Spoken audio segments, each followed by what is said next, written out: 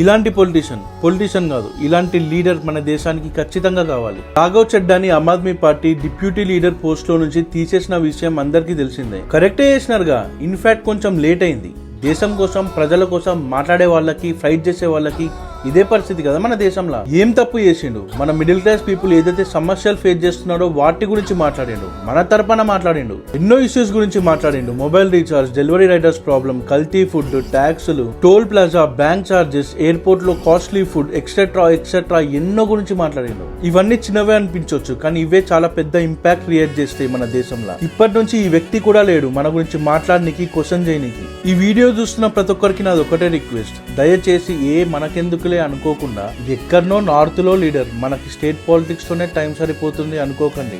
మన గురించి ఎంతో మాట్లాడిన రాఘవ్ చెడ్డాని ఈ టైంలో మనమందరం కలిసి సపోర్ట్ చేయాలి, స్టాండ్ తీసుకోవాలి. మనందరం తలుచుకుంటే, సోషల్ మీడియా తలుచుకుంటే ఏదైనా చేయొచ్చు. I stands for Raghav Chadha. We need to stand with Raghav Chadha. ఈ వీడియో ప్రతి ఒక్కరికి షేర్ చేయండి. మీరు కూడా ఈ విషయం పైన వీడియో క్రియేట్ చేయండి, స్టోరీస్ లో పెట్టుకోండి. మళ్ళీ రాఘవ్ చెడ్డా పదవిలోకి రావాలి, మనందరి కోసం మాట్లాడాలి. ఇలాంటి పొలిటీషియన్ కాదు, ఇలాంటి లీడర్ మన దేశానికి ఖచ్చితంగా కావాలి. ఇలాంటి లీడర్ మనకి కావాలా వద్దా కామెంట్ లో చెప్పండి. జై హింద్.